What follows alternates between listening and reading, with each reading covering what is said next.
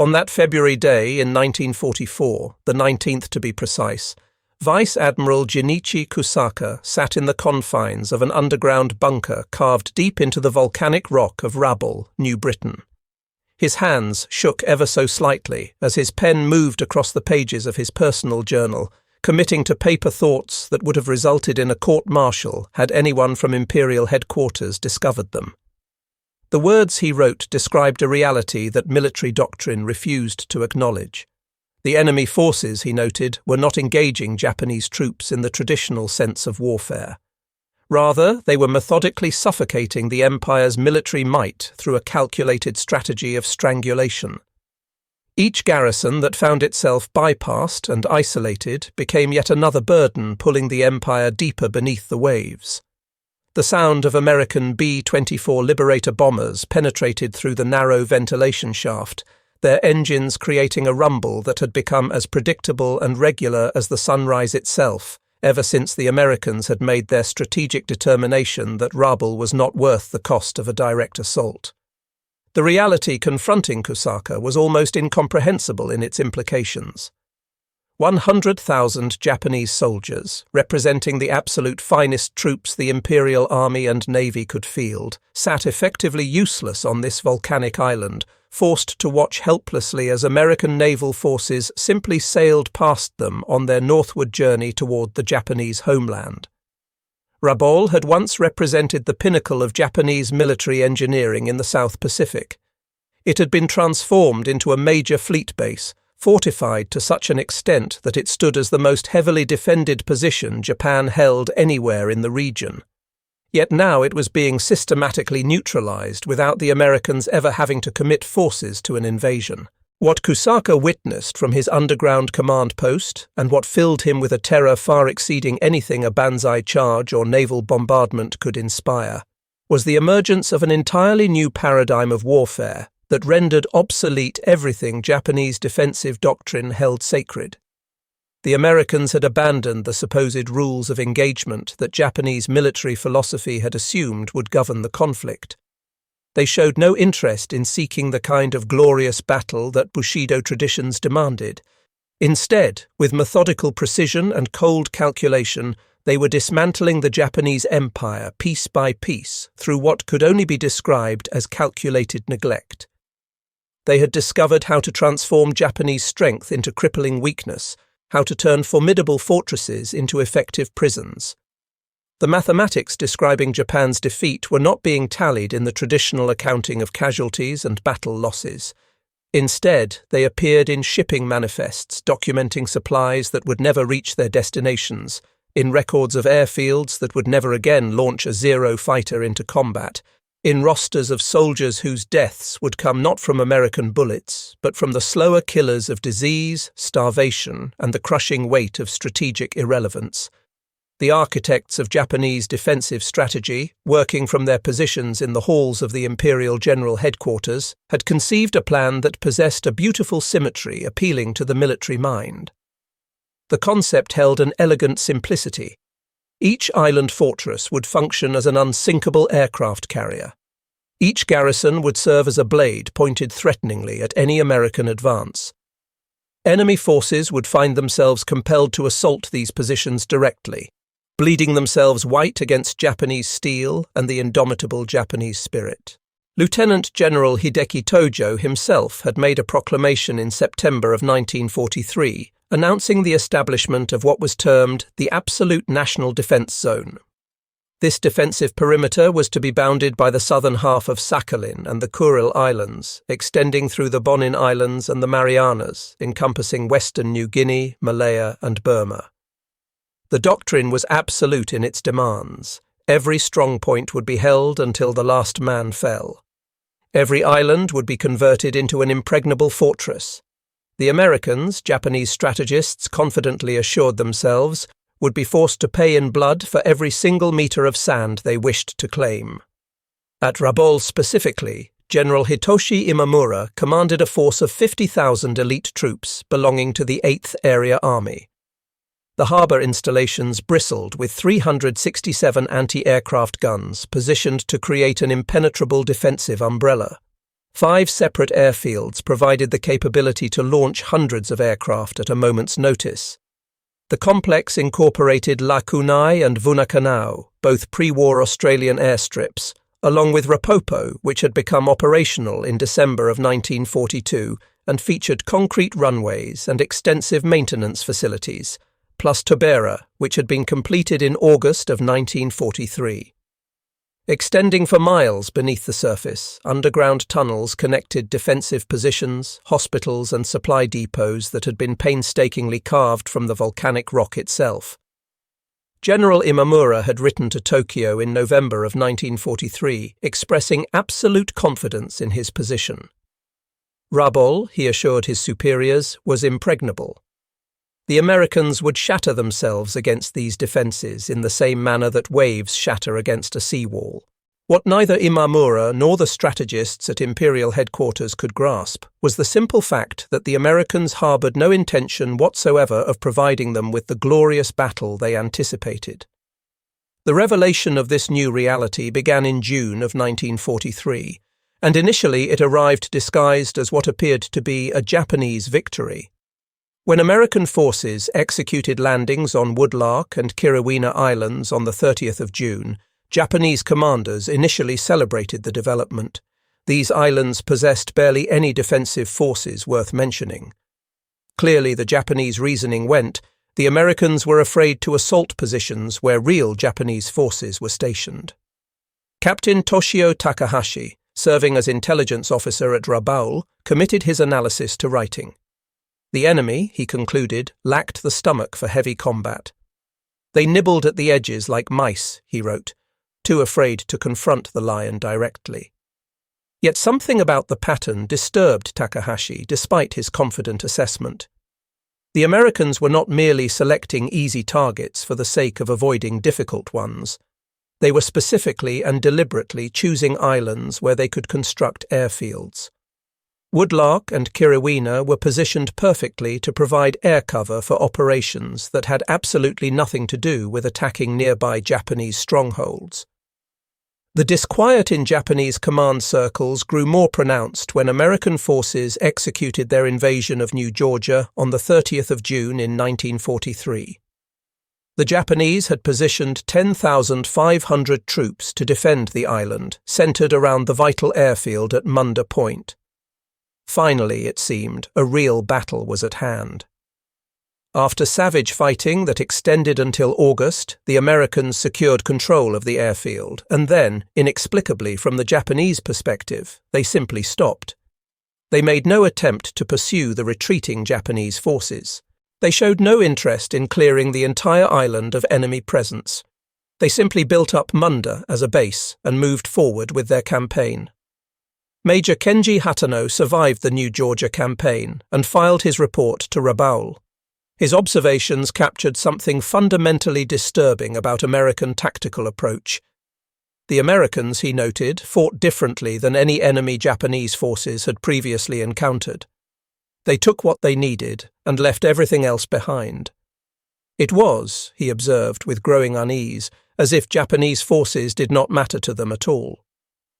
By November of 1943, the pattern had become horrifyingly clear to those willing to see it. The American offensive that had been designated Operation Cartwheel was not aimed at capturing Japanese bases. Its purpose was to render those bases irrelevant. Admiral Minichi Koga, who held the position of Commander-in-Chief of the Combined Fleet, had responded to the Allied invasion of Bougainville by rushing carrier aircraft to Rabaul. On the 1st of November in 1943, he transferred 173 carrier aircraft from the fleet.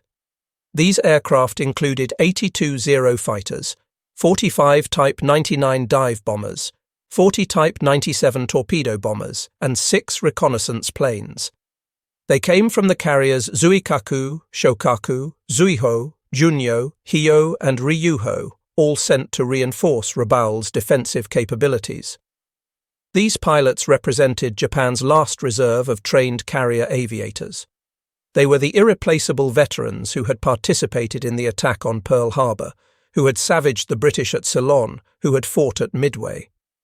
They were the cream of Japanese naval aviation, and now they were being committed to the defense of a land base.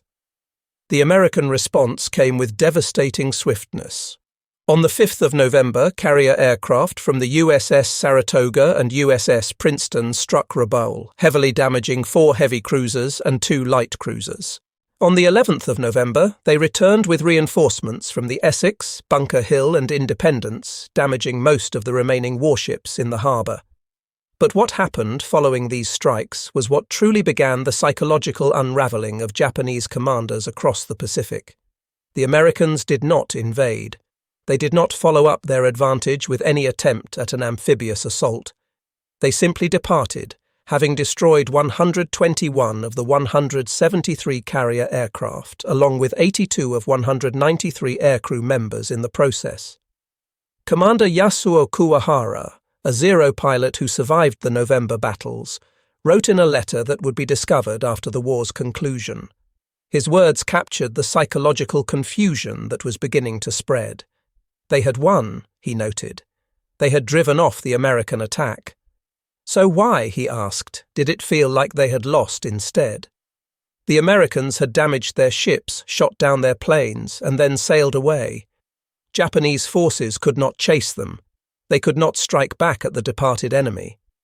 They could only wait for the Americans to return at a time of their own choosing. Lieutenant Commander Toshikazu Omai, serving as Senior Staff Officer of the Southeast Area Fleet, began maintaining meticulous records documenting what the bypass strategy meant in concrete, practical terms. His classified reports, which were captured after the war, provide a chilling mathematical progression illustrating strategic strangulation in action. In November of 1943, Rabaul was receiving 30,000 tons of supplies on a monthly basis. Fuel reserves stood at 60% of capacity.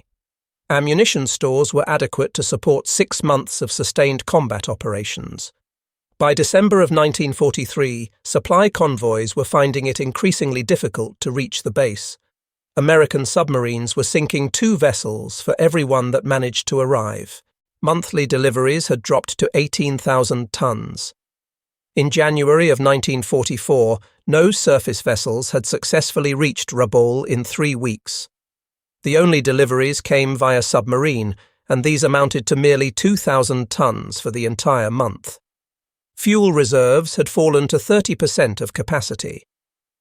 By February of 1944, the Japanese High Command made the determination to cease provisioning Rabaul with fighters or bombers, finally acknowledging the futility of attempting to reinforce an isolated garrison. The mathematics were utterly inexorable. Without supplies, even the mightiest fortress transforms into nothing more than a prison. Captain Takeo Takagi, who commanded a destroyer squadron at Rabaul, found himself confronting an impossible equation. He possessed fuel sufficient for perhaps 1 major sortie. But the question that haunted him was where would he direct such a sortie? The Americans had taken the Admiralty Islands in February of 1944, completing Rabaul's encirclement. Every direction led into enemy-controlled waters. They had become, he wrote, a fleet that could not sail, warriors who could not fight. They had been reduced to military theatre, maintaining the pretense of constituting a threat while the actual war passed them by entirely. What the Americans had discovered, whether through brilliant strategic planning or through fortunate accident, was that Japanese island garrisons could be defeated by the Pacific Ocean itself. Each bypassed island became what could only be described as a green hell, where the jungle, disease and starvation accomplished the work that would have required multiple infantry divisions. Dr. Shigeyaki Yamauchi, serving as chief medical officer at Rabaul, documented the slow dissolution of combat effectiveness with clinical precision.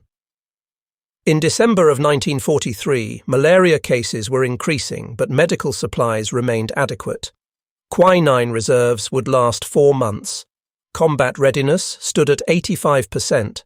By March of 1944, 30% of the garrison was suffering from malaria, dengue fever, or dysentery. Quinine supplies had been exhausted. They were using local bark substitutes with limited effectiveness.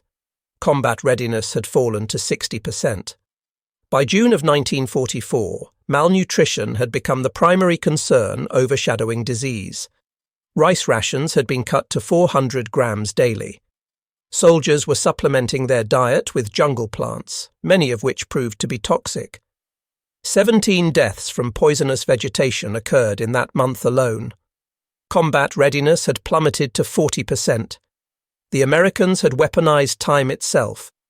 Every day that passed weakened the Japanese garrisons, while American forces grew progressively stronger, leaping from island to island, constructing airfields and ports, creating an infrastructure of victory that extended further and further across the Pacific. Meanwhile, Japanese strongholds rotted away in tropical isolation, their combat power degrading with each passing week. On Wake Island, which had been bypassed since October of 1943, Captain Shigematsu Sakaibara commanded approximately 4,000 Japanese troops. Once a vital refueling point for trans-Pacific flights, Wake had been transformed into a fortress bristling with coastal guns, anti-aircraft weapons, and underground bunkers.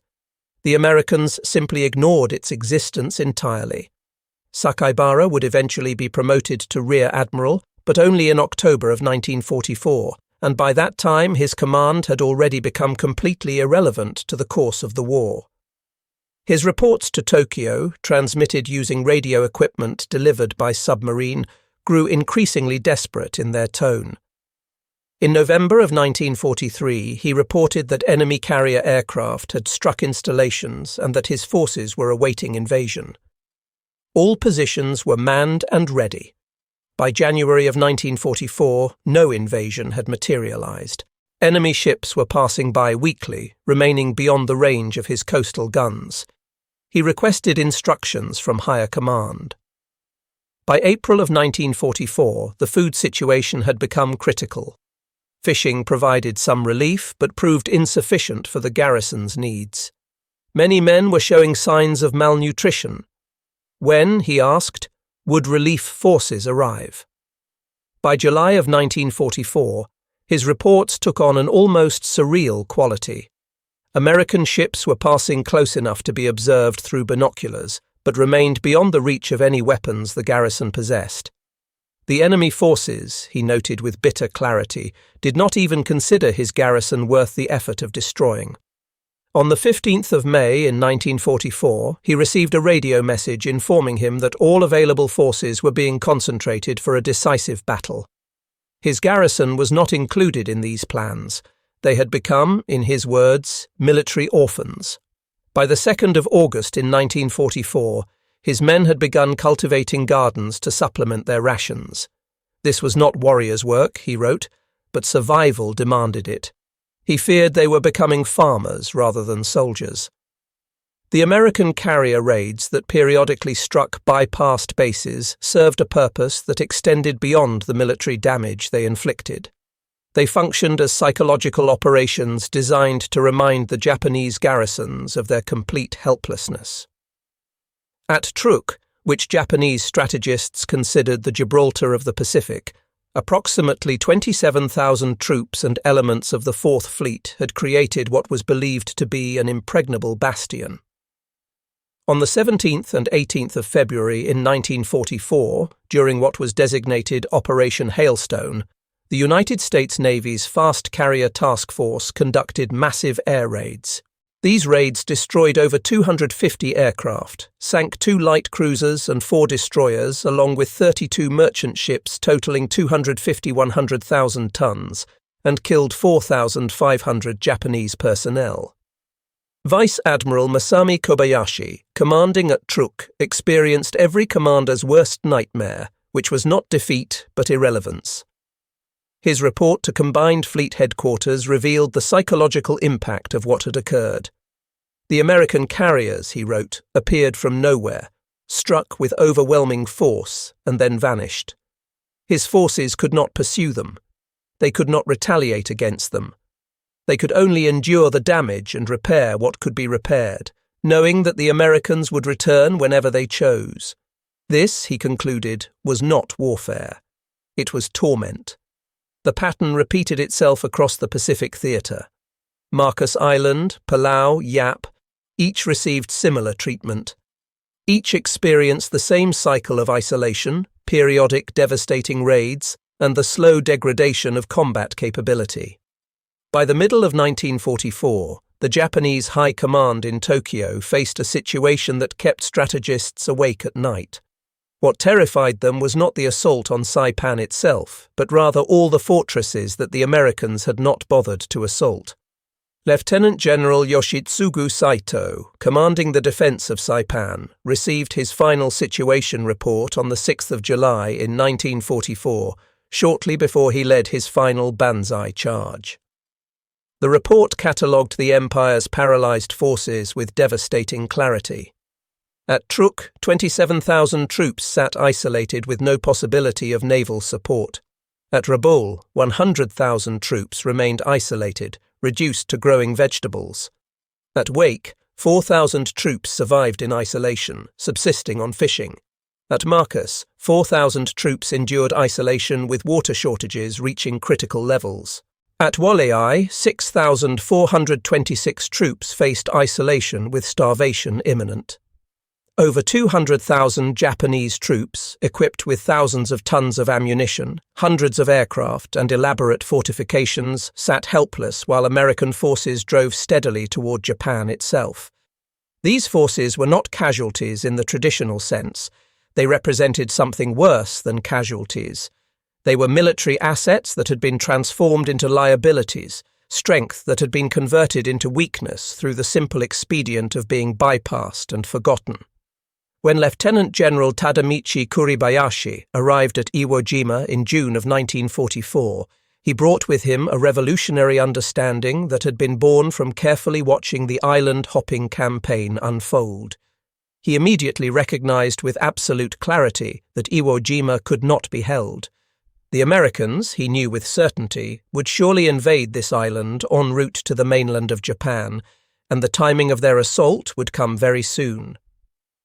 Unlike his predecessors who had planned for victory, Kuribayashi planned for the most effective possible defeat. He had studied extensively what had happened to bypassed garrisons and understood the strategic calculus with perfect clarity. Rather than establishing defences on the beach to contest landings directly in the traditional manner, he opted for a defence in depth. He ordered the construction of 18 kilometres of tunnels and 5,000 cave positions beneath the island's surface. In a letter to his wife that would only be delivered after his death, Kuribayashi explained his strategy with remarkable candour. He did not fight to win, he wrote, because that was impossible. He fought to make the Americans pay such a price that they would think twice before invading Japan proper. Every Marine killed on Iwo Jima, he reasoned, was one Marine who would not be able to participate in the invasion of the homeland. They were not defending Iwo Jima for its own sake. They were defending Japan with their deaths on this remote volcanic island. This represented a fundamental shift in Japanese military thinking that would have been unthinkable earlier in the war.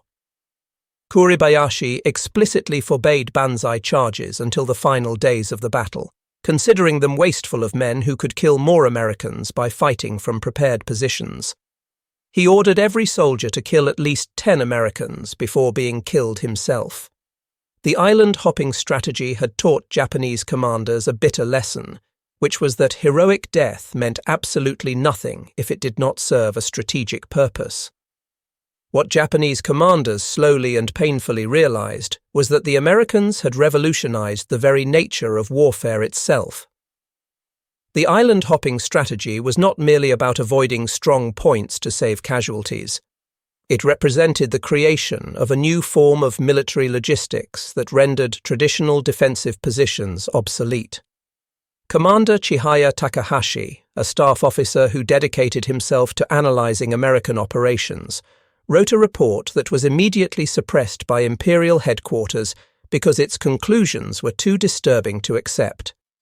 The Americans, he observed, did not capture islands in the traditional sense. They created floating bases. Each captured atoll became a fuel depot. Each lagoon transformed into an anchorage. Each airstrip functioned as a projection of power. They had made the Pacific Ocean itself into a highway for their war machine. The Liberty ship program was producing 3 vessels per day at peak production levels. While Japanese garrisons carefully rationed their last tons of rice, American construction battalions were pouring concrete for runways capable of handling bombers weighing 100 tons. Captain Minoru Genda, the tactical genius who had planned the Pearl Harbor attack, studied American logistics from his post in Tokyo and reached a chilling conclusion that he committed to paper. The Japanese had prepared, he noted, for a war of warriors. The Americans were fighting a war of engineers. While Japanese forces perfected the art of dying gloriously, American forces perfected the art of supply logistics. Each bypassed garrison weakened Japan strategically. Each new American airfield strengthened their position. Time itself had become their enemy. Complementing the island-hopping strategy was the American submarine campaign that transformed Japanese resupply efforts into suicide missions. By 1944, American submarines were sinking Japanese vessels at a rate faster than they could possibly be replaced. Admiral Naokuni Nomura, commanding submarine operations from Truk, documented the impossibility of supporting bypassed garrisons with painful precision. In January of 1944, they lost submarine Mafo 169 while attempting to resupply the Bougainville garrison. 40 tons of supplies were lost with the vessel.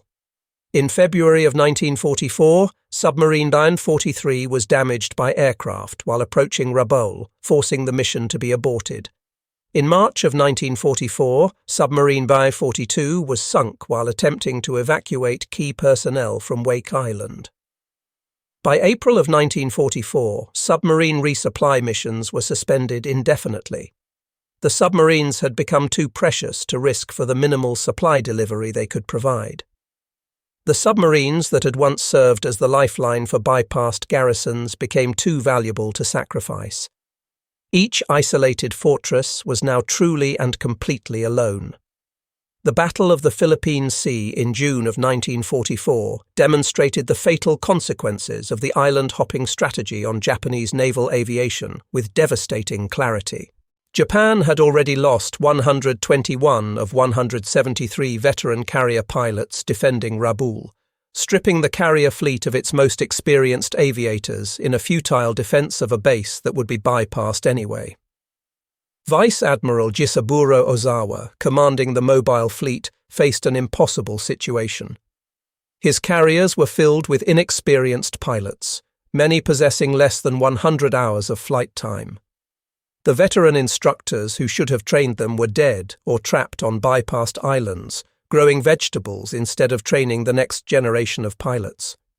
The result was what American pilots dubbed the Great Marianas Turkey Shoot, which occurred on the 19th and 20th of June in 1944.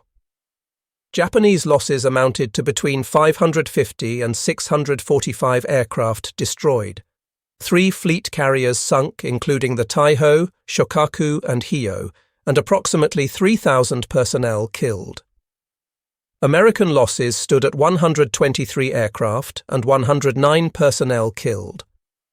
The 10-to-1 kill ratio in favor of the Americans reflected not merely American technological and tactical superiority, but Japanese degradation that was the direct result of the bypass strategy. In his after-action report, Ozawa wrote with brutal honesty that they now possessed carriers without pilots, pilots without experience, and no opportunity to gain the experience that might have made victory possible. The enemy's strategy, he concluded, had not merely defeated Japanese forces, it had made it impossible for them to become capable of achieving victory. By the middle of 1944, a surreal transformation was occurring across the bypassed Japanese garrisons throughout the Pacific. Elite combat units that had trained for years in the art of war were becoming agricultural communes struggling desperately for survival. On Rabaul, General Imamura issued orders that would have seemed utterly insane just 2 years earlier. Effective immediately, he decreed, all units would devote 50% of daylight hours to food production. Each individual soldier was required to cultivate 100 square meters of vegetables. Unit commanders would be evaluated on agricultural yield rather than combat readiness. Imamura had ordered the cultivation of fields to accumulate harvests, recognizing with cold realism that the Americans had chosen to blockade rather than invade. The fortress of Rabaul, which had been built to threaten Allied operations across the entire Pacific theatre, had been transformed into nothing more than a vast prison farm. Colonel Norio Kishimoto, commanding an infantry regiment, wrote in his personal diary with evident anguish. His samurai ancestors, he lamented, would weep to see what they had become. They who had trained to die gloriously in battle now spent their days tending sweet potatoes and raising chickens. The Americans, he concluded bitterly, had not just defeated them militarily. They had humiliated them with irrelevance, which cut deeper than any battlefield defeat. Similar scenes played out across the Pacific on every bypassed island. On Wolai, soldiers raised pigs in makeshift pens. On Truk, they fished with improvised nets woven from whatever materials they could scavenge. On Wake, they attempted to grow vegetables in coral sand mixed with human waste because no other soil was available. The Imperial Japanese Army, which had conquered half of Asia in a lightning campaign that had shocked the world, was now reduced to subsistence farming on forgotten islands. Perhaps the cruelest aspect of the entire island-hopping strategy was that it took months or even years for bypassed commanders to fully comprehend their situation. Radio contact with Tokyo continued. Orders were still issued regularly. Promotions were still announced. The fiction of military relevance was carefully maintained even as reality diverged completely from this official narrative. General Imamura at Rabaul continued to receive operational orders from Imperial General Headquarters as late as December of 1944. These orders directed him to prepare for coordinated offensive operations in conjunction with Philippine operations and to maintain readiness to interdict enemy supply lines. The complete absurdity of such orders, which asked a garrison that had not seen a supply ship in 8 months to conduct offensive operations against enemy supply lines, reveals the utter disconnection between the perceptions of Japanese high command and the reality of the battlefield situation. By early 1945, the bypass strategy had evolved into its cruelest phase yet. B-24 bombers began striking the gardens that bypassed garrisons had cultivated with such desperate effort. Fighter sweeps machine-gunned the fishing boats that represented the only source of protein for starving garrisons. Even the simple attempt to survive was being systematically denied. Lieutenant Hiroshi Yamaguchi, serving as agricultural officer at Wolai, recorded the devastation. 6 months of backbreaking work had been destroyed in 10 minutes. The corn they had nursed from precious seeds, the vegetables they had watered with their own drinking rations, everything was burning. The Americans, he noted with bitter clarity, had not bombed their gun positions or ammunition dumps. They had bombed their food supply. They knew exactly what they were doing, and that knowledge made it all the more terrible to endure. When Emperor Hirohito announced Japan's surrender on the 15th of August in 1945, approximately 300,000 Japanese troops remained scattered across bypassed islands throughout the Pacific. At Rabaul alone, 69,000 Japanese troops remained when Japan officially surrendered. These men had survived not through combat and military prowess, but through cultivating gardens, fishing, and slowly starving while maintaining military discipline despite the complete absence of any military purpose. The surrender announcement created a surreal situation that defied easy resolution. Many bypassed garrisons refused to believe the surrender announcement, convinced it represented nothing more than American propaganda designed to trick them into capitulating. Others, even while believing the announcement was genuine, had no practical way to surrender. They occupied islands where absolutely no American presence existed. The Americans had bypassed them so thoroughly that they had essentially forgotten these garrisons existed at all. Colonel Masashi Yamamoto, commanding forces on Mili Atoll in the Marshall Islands, faced this bizarre dilemma. The war was over, he acknowledged, but they had no one to surrender to. The Americans had bypassed them so completely that they had apparently forgotten these Japanese forces existed at all. They would simply have to wait for the Americans to remember them and send someone to accept their surrender. Some garrisons waited weeks or even months before American forces finally arrived to accept their formal surrender. During this strange limbo period, they existed in a state of being no longer at war, but not yet at peace. They maintained military discipline and continued their daily routines while waiting for someone to officially end their war. Admiral Chester Nimitz, who served as the chief architect of the Central Pacific Campaign, later reflected on the island-hopping strategy with evident satisfaction. They had learned, he explained, that the quickest path to defeating Japan was paradoxically not to fight Japanese forces directly. Every bypassed island represented thousands of soldiers they did not have to kill in combat. It represented tons of ammunition they did not have to expend. Most importantly, it represented American lives they did not have to sacrifice. They had turned Japanese strength against Japan itself. General Douglas MacArthur, though initially resistant to the concept of bypassing major targets, eventually recognized the strategy's brilliance, particularly after the decision to bypass Rabaul saved what would have been enormous Allied casualties in a direct assault. But perhaps the most telling assessment of the island-hopping strategy came from Admiral Matome Ugaki, who served as Chief of Staff of the Combined Fleet. He wrote in his personal diary in February of 1945 with remarkable clarity about what the Americans had achieved. The Americans, he observed, had discovered the perfect strategy to use against the Japanese warrior spirit. They had rendered Japanese courage irrelevant, Japanese fortifications useless, and the code of Bushido itself meaningless. Japanese forces had prepared themselves to die gloriously in combat. Instead, the Americans had sentenced them to live shamefully in isolation and irrelevance. This outcome, he concluded, was worse than defeat. It represented nothing less than erasure from the war itself.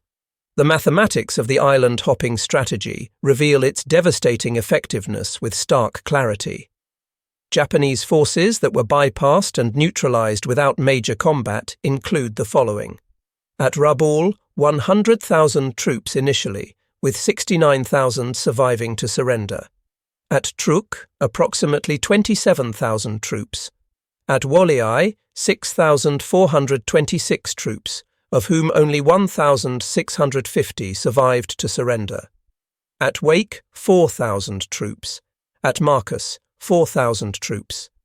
Various other garrisons throughout the Pacific accounted for tens of thousands more. The total comes to an estimated 300,000 Japanese troops who were neutralized without requiring major combat operations to defeat them. The strategic success rate proves equally impressive. Of the 26 major Japanese bases that were bypassed, not a single one managed to significantly interfere with American operations after being isolated. The island-hopping strategy fundamentally changed warfare in ways that extended far beyond World War II. It demonstrated conclusively that controlling key geographic points did not necessarily require controlling an entire region. Traditional military thinking was completely overturned by the American approach. The Americans proved beyond doubt that they could control the Pacific Ocean while completely ignoring its strongest defensive points. The strategy showed that superior supply lines and industrial capacity could negate any tactical advantage an enemy might possess. Time itself became weaponized. By accelerating their own operations while simultaneously slowing enemy operations through isolation, Americans turned the mere passage of time into a strategic advantage. Most importantly, the campaign proved that psychological impact could exceed physical damage in its effect on enemy capability. In 1965, 20 years after the war's end, former General Hitoshi Imamura published his memoirs. After his conviction for war crimes related to treatment of Allied prisoners, he had built a replica of his prison cell in his garden and lived there until his death in 1968, donating all proceeds from his writings to families of Allied prisoners who had died under his command. His assessment of the island-hopping strategy was both professional in its military analysis and deeply personal in its emotional content. They had studied Napoleon, Clausewitz, and Sun Tzu, he wrote. They had prepared for every form of warfare they could possibly imagine. But the Americans had created an entirely new form of warfare that Japanese military thinking had never contemplated. Warfare through avoidance, victory through rendering the enemy irrelevant. The Americans had turned Japan's greatest strength, which was their willingness to die for their positions, into Japan's greatest weakness. At Rabaul, Imamura commanded 100,000 of Japan's finest soldiers. They possessed ammunition sufficient for years of sustained combat. They had fortifications capable of withstanding any conventional assault. They possessed the will to fight to the last man if necessary. None of it mattered in the slightest. The Americans simply sailed past them toward Japan, and Japanese forces could only watch helplessly. They had become an army of ghosts, haunting positions that no longer held any strategic value, defending territory that possessed no military worth, waiting for battles that would never come. This was American genius in its purest form. They had made Japanese forces defeat themselves. Every day that Japanese troops held their bypassed positions, they weakened Japan strategically. Every soldier growing vegetables at Rabaul represented one soldier not defending the Japanese homeland. They had not been defeated in any traditional military sense. They had been erased from strategic relevance. Future military leaders, Imamura concluded, should study the American island hopping strategy not for its tactical brilliance, which was considerable, but for its strategic revolution. It proved conclusively that the best way to defeat an enemy position is not to attack it directly, but rather to make it strategically irrelevant. The best way to win a war is to redefine what victory means.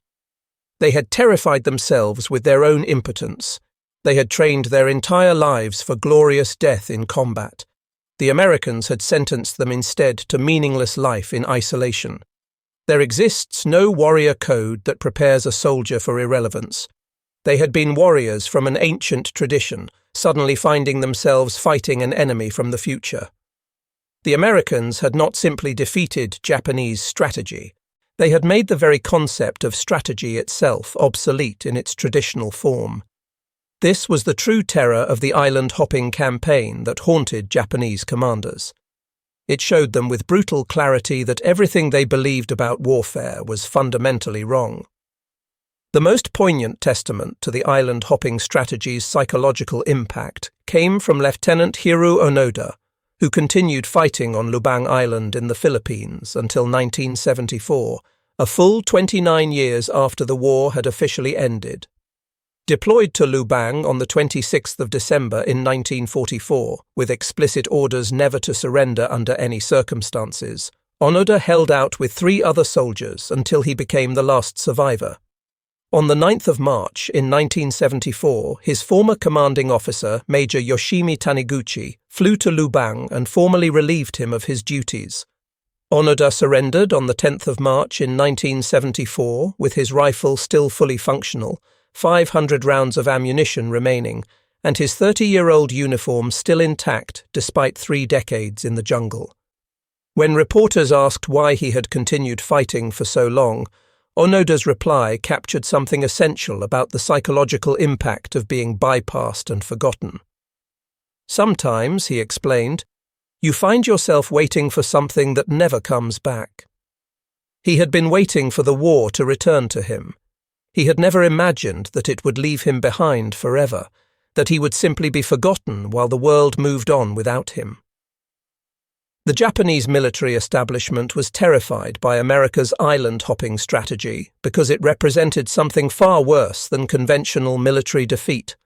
It represented meaninglessness on a fundamental level.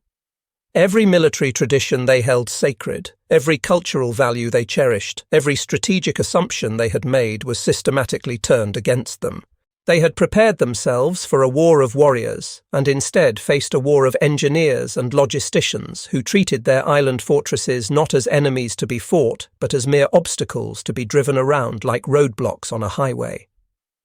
Approximately 300,000 Japanese troops stationed on bypassed islands throughout the Pacific did not simply lose the war in any conventional sense. They were written out of it entirely. While they maintained their positions with iron discipline, grew their gardens with desperate determination, and slowly starved with stoic endurance, the war itself moved on without them. They were not conquered through force of arms. They were discarded like broken tools. They were not defeated on the battlefield.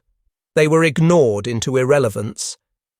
In his final journal entry before Japan's formal surrender, Admiral Kusaka at Rabaul wrote words that captured the essential horror of their situation. The Americans, he reflected, had taught them the cruelest possible lesson about the nature of modern warfare.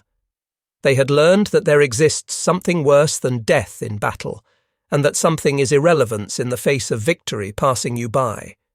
They had been the Emperor's finest warriors, the cream of Japan's military forces, and they had been reduced to growing sweet potatoes in volcanic soil while the enemy sailed past them toward the homeland they were supposed to be defending.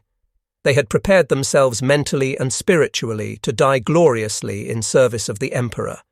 Instead, they lived meaninglessly, maintaining a pretense of military purpose that everyone knew was a fiction. This was the Americans' ultimate weapon, not bombs or bullets or superior firepower, but obsolescence itself made into a strategy. The island-hopping approach succeeded because it attacked not Japanese positions, but Japanese purpose itself. It targeted not bodies, but beliefs. It struck not at fortifications, but at fundamental assumptions about what the nature of war itself actually meant.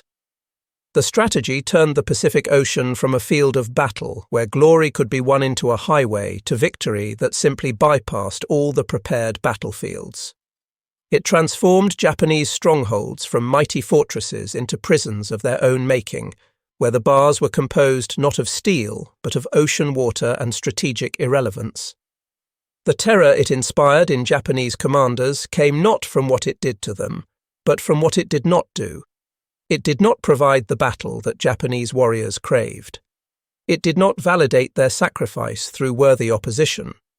It did not even acknowledge their existence as significant enough to warrant combat. It simply passed them by entirely, leaving them to discover through slow and agonizing experience that the worst possible fate for a warrior is not death on the battlefield, but rather irrelevance in the face of a war that no longer needs to account for your existence. The warriors of the Empire of the Rising Sun, who had conquered territories spanning thousands of miles and had brought entire nations to their knees, discovered a profound and terrible truth. They learned that the setting sun casts the longest shadows across the landscape, and in those lengthening shadows of defeat, forgotten armies composed of men who had once been feared throughout Asia slowly faded into nothing. They were defeated not by their enemies in any traditional sense, but rather by those enemies' complete absence. They had seen the future of warfare with their own eyes, and in that future they had discovered to their horror that there was no place for them at all. They had become military anachronisms while the war was still being fought, rendered obsolete not by superior tactics or better weapons, but by a fundamental reimagining of what war itself could be. This was the true genius and the true terror of the island-hopping campaign that forever changed how wars would be fought.